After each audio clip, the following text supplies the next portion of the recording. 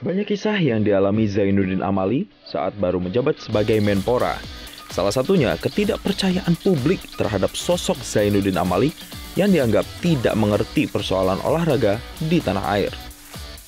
Ada kekhawatiran mereka dan menurut saya memang benar kekhawatiran mereka. Saya background-nya adalah orang politik. Oke, pasti tidak akan membawa dampak yang baik terhadap olahraga.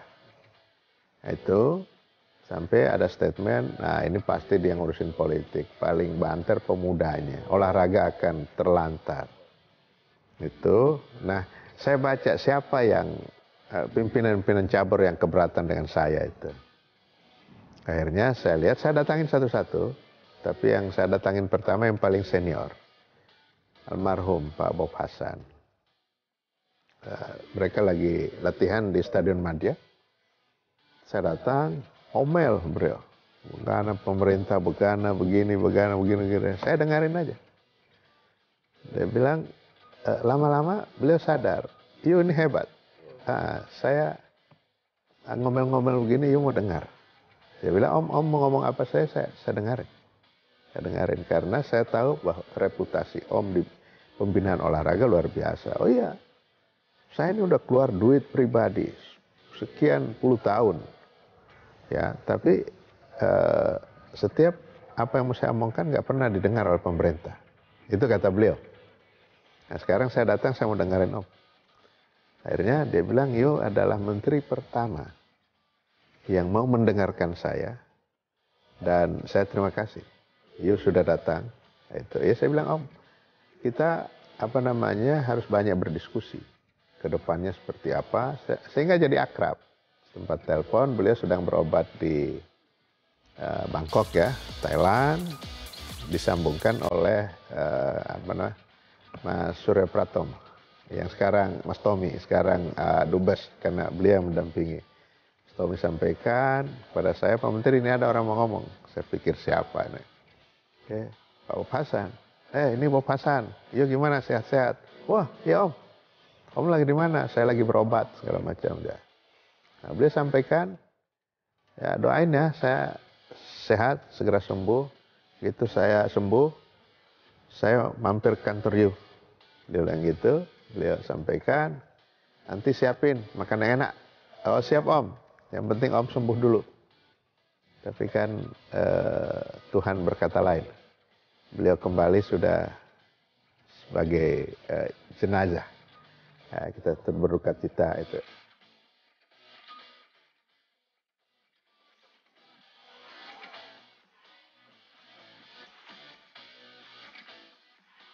Bagi Zainuddin Amali, menjalankan tugas sebagai Menpora adalah sebuah amanah yang harus diemban. Dirinya tentu tidak bisa bekerja sendiri. Dukungan sinergitas, solidaritas, dan kerjasama terus dilakukan dalam memajukan olahraga di tanah air.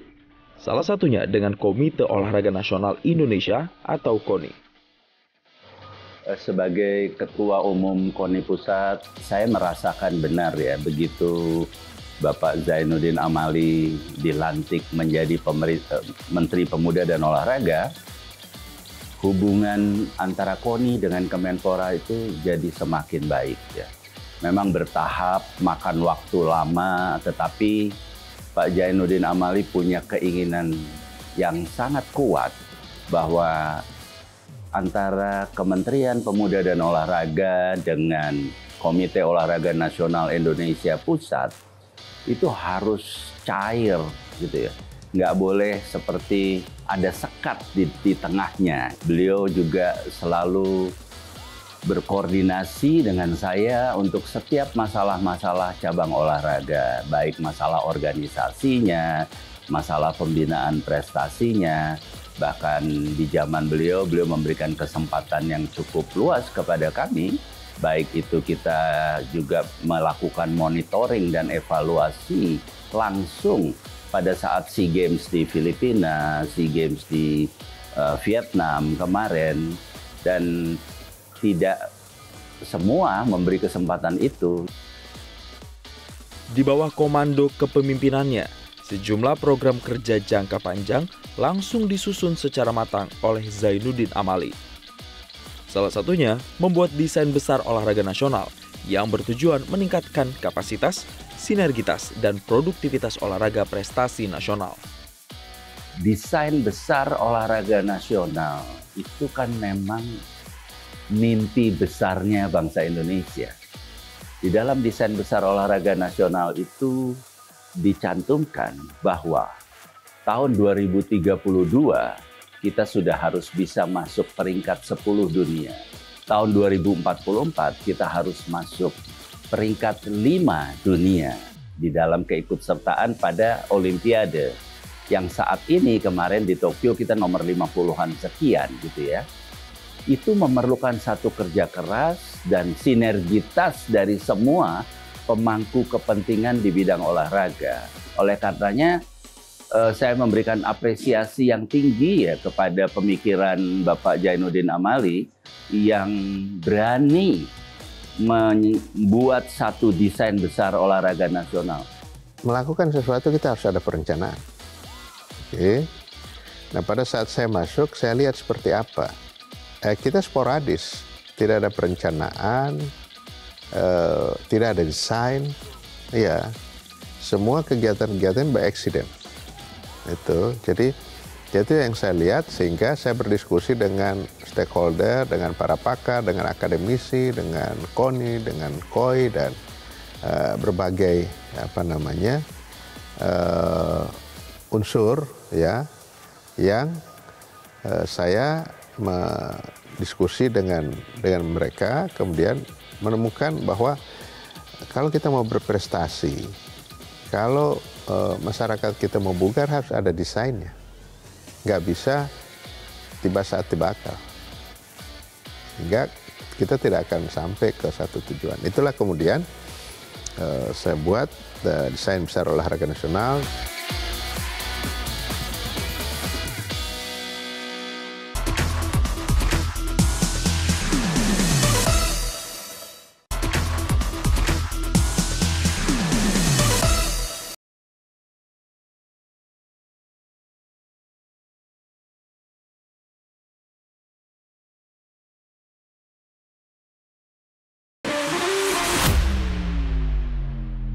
Selama menjabat sebagai Menpora, Zainuddin Amali mampu membawa olahraga Indonesia meraih prestasi membanggakan di panggung internasional. Di Olimpiade Tokyo 2020, kontingen Indonesia berhasil membawa 1 medali emas, 1 perak, dan 3 medali perunggu. Berbeda dengan event sebelumnya di Olimpiade Rio de Janeiro 2016, di mana atlet Indonesia hanya mampu membawa 3 medali, yaitu 1 medali emas dan 2 perak. Sama halnya dalam pagelaran SEA Games 2021 di Vietnam, kontingen Indonesia berhasil finish sesuai target di 3 besar klasemen dengan mengoleksi 69 medali emas, 92 perak, dan 80 perunggu. Hasil ini sekaligus memperbaiki peringkat Indonesia pada SEA Games 2019 di Filipina yang sebelumnya berada di posisi 4 besar. Pemerintah, khususnya Pak Presiden, Pak Joko Widodo itu sudah memberikan perhatian yang luar biasa kepada para atlet. Dan beliau tidak membedakan antara yang Olimpik maupun Paralimpik. Penghargaannya sama, bonusnya sama. Kemudian ada kesempatan diterima sebagai ASN, sebagai PNS, juga diberi kesempatan bagi mereka yang disabilitas. Jadi saya dengan situasi pemerintah seperti ini, harusnya juga memotivasi para atlet. Mereka harus bersemangat bahwa apa yang dilakukan mereka untuk bangsa dan negara pasti ada apresiasi dari pemerintah. Karena atlet itu ininya adalah dia berjuang demi nama bangsa dan negara, kemudian ada penghargaan, ada apresiasi. Ya, ini sudah dilakukan dan Pak Presiden, Pak Joko Widodo luar biasa mengangkat harkat para atlet ini. Nah, itulah kemudian lahir Perpres 86, kemudian Undang-Undang Keolahragaan nomor 11. Jadi ini adalah satu rangkaian perencanaan pemerintah terhadap prestasi. Tetapi tidak langsung ujungnya. Pemerintah juga tetap memperhatikan bagaimana hulunya. Nah, hulunya itu adalah kebugaran. Nah, di dalam DBON itu juga mengatur tentang kebugaran, bagaimana masyarakat berolahraga, bagaimana tingkat kebugaran pelajaran, itu semua sudah didesain di situ. Nah, itu yang membuat akhirnya semangatnya mereka berprestasi. Karena saya sampaikan, kalian berbicara di panggung-panggung internasional itu membawa 170 juta rakyat Indonesia, bukan diri sendiri atau keluarga atau apapun lah ya. Tapi pada saat kalian mendapatkan medali emas, kan di situ bendera dikibarkan dan lagu kebangsaan dinyanyikan. Jadi itu yang saya kira membuat mereka termotivasi untuk berprestasi. Salah satu cabang olahraga yang menjadi andalan Indonesia dalam meraih prestasi di berbagai event internasional adalah angkat besi. Bahkan di Olimpiade Tokyo 2020, angkat besi menjadi penyumbang medali terbanyak dengan meraih 1 medali perak dan 2 medali perunggu. Olahraga angkat besi sempat merasa beruntung dengan masuknya Pak Zainuddin Amali menjadi Menteri Olahraga tahun 2019 kan waktu itu. Kami selama beliau menjabat, beliau memberikan perhatian khusus pada angkat besi. Mungkin disebabkan karena mulai masuk beliau, angkat besi selalu memberikan prestasi untuk Merah Putih. Sehingga beliau tinggal mendorong saja, mengepush. Tapi pushnya sangat bagus. Beliau memasukkan kita dalam cabang olahraga unggulan. Apa artinya masuk dalam olahraga unggulan? Waktu itu DBON belum mulai. Yaitu bahwa kita mendapat dukungan anggaran untuk pelatnas. Karena ini unggulan, maka pelatnasnya tidak hanya untuk SEA Games sama Asian Games saja, multi event. Tetapi dukungannya waktu itu beliau sudah berpikir panjang bahwa kita harus merebut Olimpiade. Karena pada saat ini Olimpiade baru dipegang oleh 2 cabang, yaitu badminton dan angkat besi, dan pernah sekali panahan, setelah itu tidak ada lagi. Maka beliau strateginya pada saat 2019 ini aja dulu. Yang sudah ada di-push terus, jangan sampai turun. Itu yang saya melihat begitu.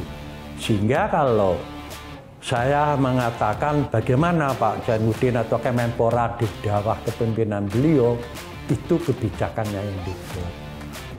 Sehingga tentu saja menguntungkan buat angkat besi. Jadi kita itu latihan, pelatnas didukung dari Januari sampai Desember.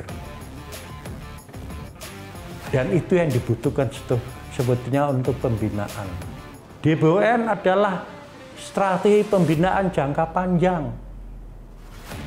Tidak hanya SEA Games selesai pulang, Asian Games selesai pulang. Tidak akan maju-maju bangsa ini. Ya. Nah, itu yang waktu itu diambil oleh Pak Zainuddin.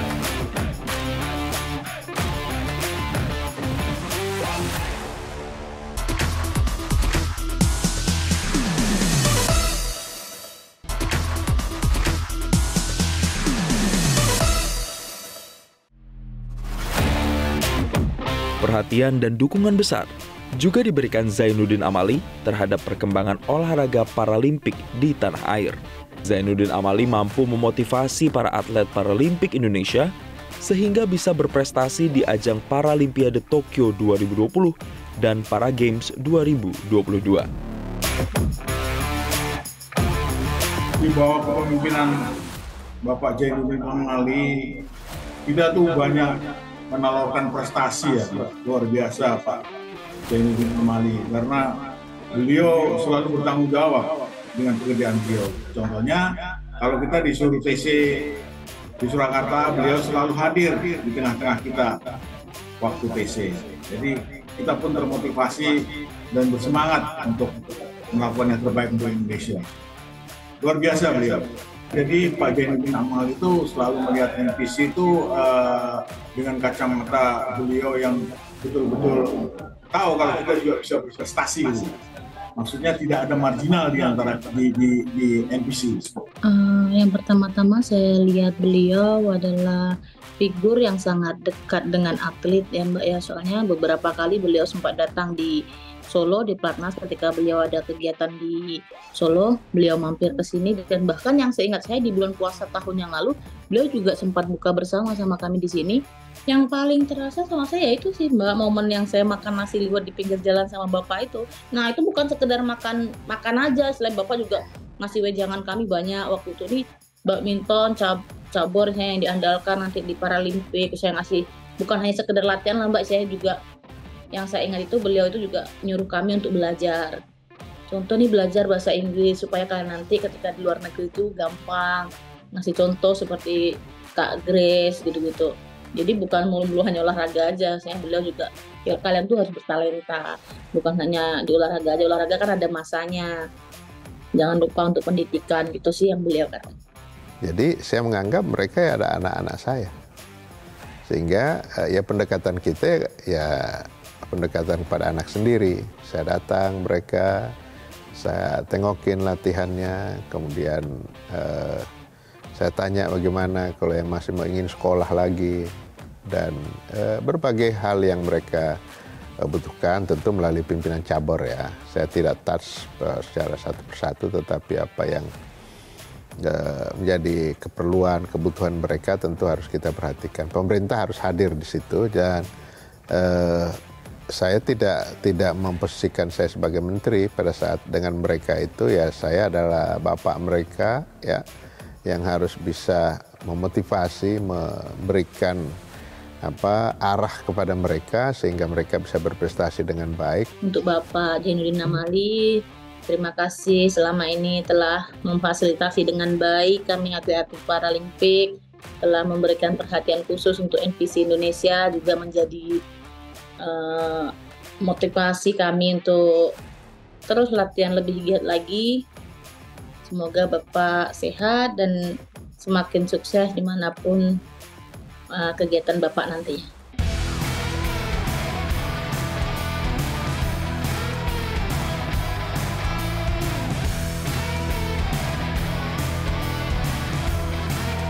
Ya, kepada para atlet cabur apapun ya, kesempatan Anda untuk berprestasi sangat terbuka luas. Karena pemerintah sudah menyiapkan berbagai hal. Dari sisi aturannya kita sudah punya Undang-Undang Nomor 11 Tahun 2022 tentang keolahragaan. Kemudian ada Perpres Nomor 86 Tahun 2021 tentang Desain Besar Olahraga Nasional. Nah, dengan ini maka seluruh aktivitas olahraga itu akan tertata dengan baik, tata kelolanya akan terjaga dengan baik. Nah, sekarang kembali kepada kalian para atlet, mau berprestasi atau tidak. Kesempatan terbuka, peluang ada, dan tentu kebanggaan untuk bangsa dan negara apabila Anda bisa mengharumkan nama bangsa dan negara di panggung-panggung olahraga internasional. Sukses untuk kalian semua, selamat berjuang, jaga kesehatan, tetap Indonesia.